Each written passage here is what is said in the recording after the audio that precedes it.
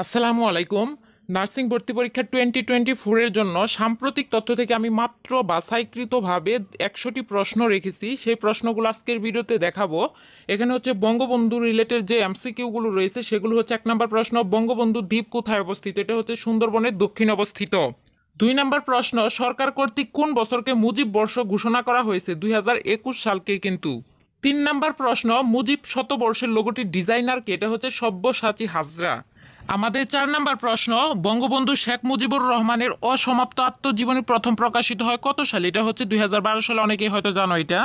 আমাদের 5 নম্বর প্রশ্ন, কারাগারের রোজনামাচা গ্রন্থের রচয়িতাকে? এটা হচ্ছে খ নাম্বার হবে শেখ মুজিবুর রহমান। 6 নম্বর প্রশ্ন, অসমাপ্ত আত্মজীবনী লিখেছেন কে? শেখ মুজিবুর রহমান। একই প্রশ্ন বলা যায় এটা। খুবই গুরুত্বপূর্ণ একটা প্রশ্ন, অসমাপ্ত আত্মজীবনী একটি কি? এটা হচ্ছে আত্মজীবনীমূলক গ্রন্থ কিন্তু। 8 নম্বর প্রশ্ন, কারাগারের রোজনামাচা এটা কি? এটা হচ্ছে কিন্তু দিনলিপি। 9 নম্বর প্রশ্ন, বঙ্গবন্ধু শেখ মুজিবুর রহমানের আত্মজীবনীমূলক গ্রন্থের নাম কি? এটা হচ্ছে অসমাপ্ত আত্মজীবনী। একই প্রশ্ন এখানে ঘুরে ফিরে আসছে। 10 নম্বর প্রশ্ন, অসমাপ্ত আত্মজীবনের ভূমিকা কে লিখেছেন? এটা হচ্ছে শেখ হাসিনা। 11 নম্বর প্রশ্ন, জাতিসংঘের কোন সংস্থা বঙ্গবন্ধু 7 মার্চের ভাষণকে ওয়ার্ল্ড ডকুমেন্টারি হেরিটেজ হিসেবে স্বীকৃতি দিয়েছে?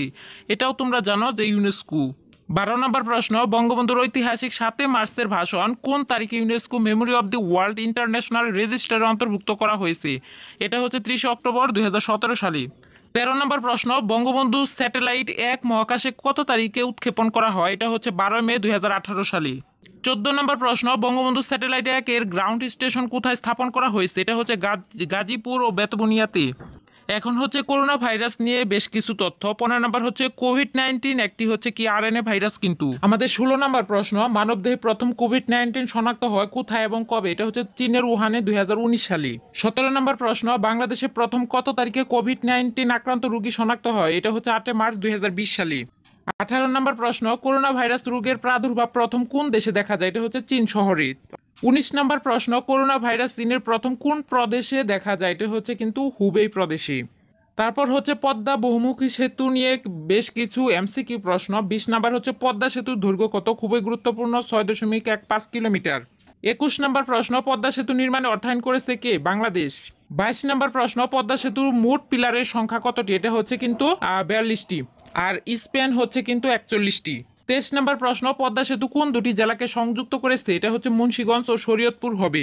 এটা মনে হয় গত বছর আসছিল। তারপর হচ্ছে রোহিঙ্গা ইস্যু থেকে বেশ কিছু কোশ্চেন। 24 নম্বর, আন্তর্জাতিক আদালতে মিয়ানমার কর্তৃক রোহিঙ্গা গণহত্যার অভিযোগ করা হয় কোন দেশে?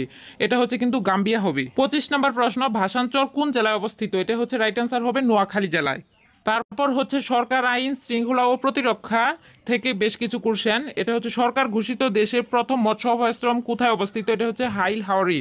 27 নম্বর প্রশ্ন, শেখ হাসিনার সেনানিবাস কোথায় অবস্থিত? এটা হচ্ছে লেবুখালী পটুয়াখালীতে অবস্থিত। 28 নম্বর প্রশ্ন, বাল্যবিবাহ প্রতিরোধের হেল্পলাইন কত? এটা হচ্ছে 109। 29 নম্বর প্রশ্ন, বাংলাদেশের সাবমেরিন ঘাঁটি কোথায় নির্মিত হতে যাচ্ছে? এটা হচ্ছে কিন্তু কক্সবাজার জেলায়। উদ্ভাবনে বাংলাদেশ থেকে বেশ কিছু কোশ্চেন। 30 নম্বর, কত সালে বাংলাদেশ উন্নত দেশে পরিণত হওয়ার লক্ষ্যমাত্রা নির্ধারণ করেছে? এটা হচ্ছে 2041 সালে।